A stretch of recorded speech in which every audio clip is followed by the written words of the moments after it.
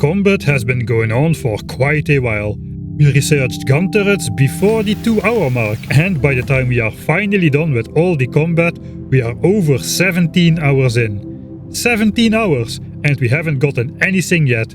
No base, no techs, except for the gun turret. Heck, we haven't even gotten access to the electric miners yet.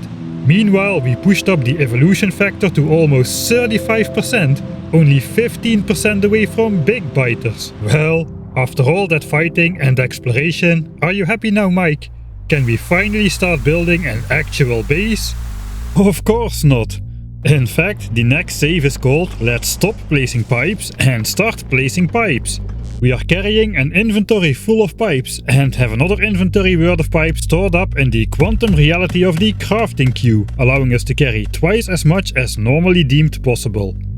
Unless we disturb the quantum fields and force the iron into a state of existing again. Anyway, it is time for stage 2 of the pristine pipe plan. We are going to build an actual pipe radar, a vibration-activated device capable of detecting biter expansion parties trying to invade into my personal territory. The carefully planned out dotted line on the map, more on that later, is the location where we're going to install the first loop of the pipe radar, stretching all the way around the base and fully closing off unrestricted access to unwanted biter trespassing. Bit optimistic there, mate. The biters are not going to be too impressed with a couple of pipes blocking their way. They're called biters for a reason. They'll chew their way straight through that flimsy pipe wall of yours. Well, yes. But if that happens, the vibration-activated warning mechanism triggers, as Factorio gives us an audible warning whenever any player-built entity gets destroyed, including pipes. That will hopefully give me the time to react to intercept the expansion group before they are able to spawn any indestructible biter bases. Yeah, mate, I still don't see why that matters. Even if we fail to intercept a biter expansion party, we can simply neutralize the new biter base just like any other, right? Well, yes, but also no. You see, at 50% evolution we will hit big biters, and those guys have 8 physical armor against our 5 damage bullets. Taking up to 200 full magazines to kill, it is incredibly hard dealing with even one of these, and these guys ain't sitting still like those medium worms. Also, big biters have a tendency to respawn from the nests. There is simply no way we can deal with them. You are not making any sense, dude. You just said the biters are gonna chew through the pipes and settle the expansion anyway, and those expansion parties are gonna have plenty of practically pain-proof big biters spawning around. If big biters cannot be fought, there is nothing you can do to stop those expansions from happening, even if you get an advanced warning from your so-called pipe raider. Yeah, I forgot about that. You are probably right. Just give me a moment, I'm sure I can come up with a good solution soon. Ah, I've got it. I know exactly what to do.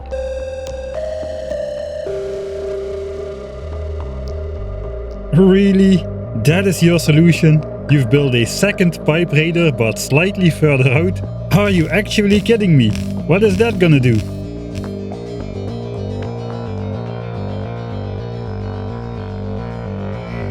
Alright, calm down, mate. I suppose it is time to let out the secret sauce. This is not a pipe raider. This is a mob switch.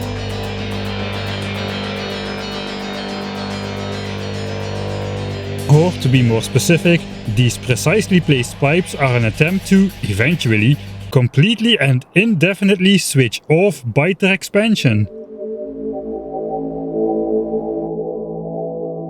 But to explain how 2 simple pipelines can yet again create another magical force field, this time with the power to fully disable biter expansion, we first have to understand a bit on how biter expansions work. Before we started the pipe wall, this is how our map looked. Every circle on the map is a valid chunk to be selected for a new biter expansion. There's a lot of nuances, but in general, chunks with bright green circles usually are much more likely to be selected than chunks with dark red circles. Biters disfavor settling near other biters, so circles near existing biter bases are deep red, while those further than 2 chunks away from any biter base are bright green. Every so often here scales with biter evolution, meaning 1 to 3 times per hour in the early game before big biters, but 13 to 15 times per hour once we hit behemoth biters. Every so often the game randomly selects a chunk for a biter expansion to happen, and due to green chunks being much more favorable, the selected chunk is almost always one with a bright green circle. A biter expansion group is then accumulated from a nearby nest, and please note that fact will be very important soon, and is then sent off to make a settlement on the new location.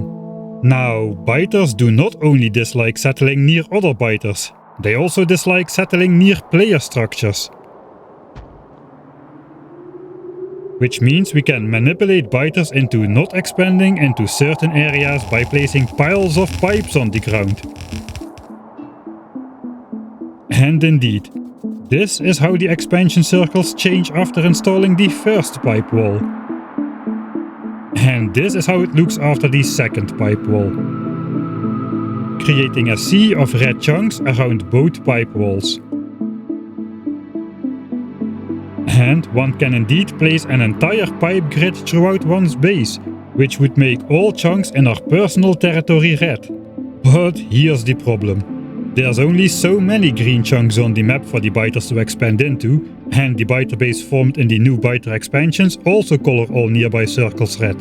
Which means with each new expansion, less pristine green land is available for future biter settlements. With this playthrough projected to last hundreds of hours and thousands of biter expansions, there simply isn't enough pristine green land for the biters to settle into. And once all chunks are red chunks, no chunks are. When most green chunks are gone, red chunks become much more likely to be selected for enemy expansion, completely invaluating the aforementioned anti-biter expansion pipe grid strategy to keep biters out of the base. This is projected to happen much sooner than we can even get close to getting off the planet. What we need is a new strategy. A strategy based on exploiting the interaction between 2 separate biter expansion mechanics which normally cannot even interact with each other. It is only because of the bizarre strategies we have had to follow so far that I even noticed something weird was going on. And after much further testing, I came up with this new exploit. Are you ready for the exploit? Alright, the exploit is that biters are lazy. Now, the following theory is not peer-reviewed and remains a bit wobbly to this day. The true mechanics might be a bit different from what I'll be describing in the next bit, but it all seems to come down to this. After a chunk is selected for biter expansion, the game then collects biters from a nearby biter base and sends them towards the expansion chunk to make a new settlement. Now, these biters must originate from a nest in a 17 chunk square around the selected expansion chunk, meaning no more than a radius of 8 chunks away. If there are no nests with active biters nearby to form the expansion party, the expansion will not happen. I repeat, if there are no nests with active biters nearby to form the expansion party, the biter expansion will simply not happen, and the entire expansion attempt is skipped completely. Now, the statement, if there are no nests with active biters nearby, is a bit of a weird one, and it has everything to do with the way we disabled biter bases in this particular playthrough. While it may look like that at first glance, the red and green expansion circles are not omnipresent on the entire map. Instead, they extend out from every single biter base on the map up to 7 chunks away in a circular fashion. If you destroy the nest,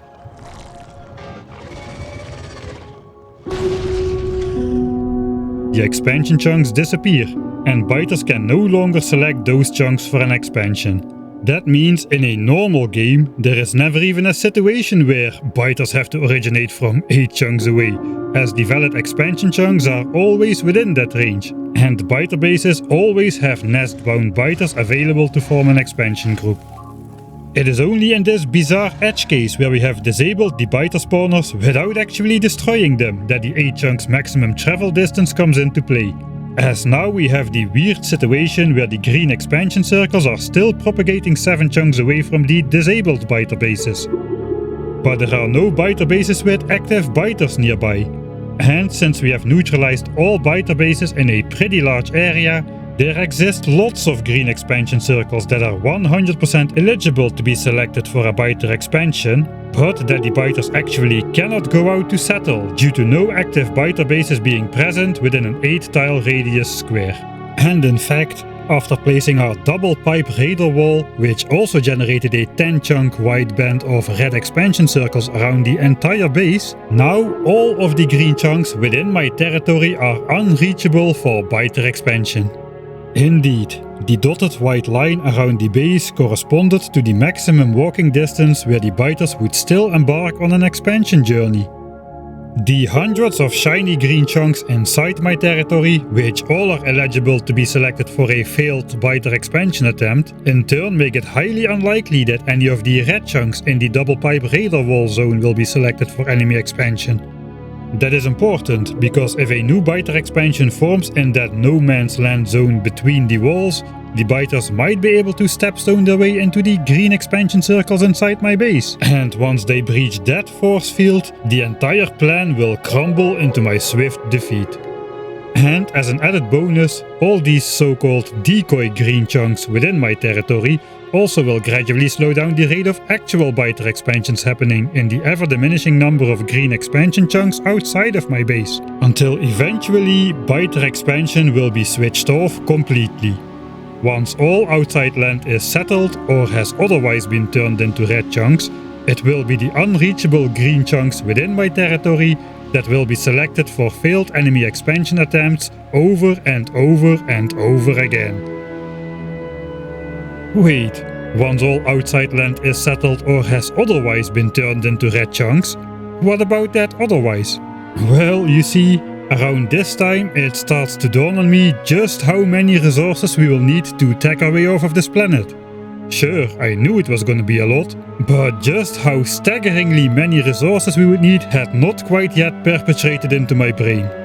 Turns out, 1000 times is a lot of times. A pair of red and green science packs takes 10 ore combined. A single blue science pack takes 20 ore and some oil. Turns out we need over 7 million red and green science packs, as well as over 4 million blues, which makes for a total minimum resource requirement of over 150 million ore, 104 million iron and 50 million copper. If we look at the entirety of the current explored map, simply ignore all the giant biter bases and count up every visible resource patch as if we could simply access them, we are still coming up short by well over 20 million iron. And if we let reality shine a light on which resources are simply gonna be off limits for the entire game, you know, because of the giant impenetrable biter bases right next door, the bleak outlook is that we control a mere 15 million copper and 50 million iron. Not even half of what is required to take our way off of this planet. That is a problem for next time.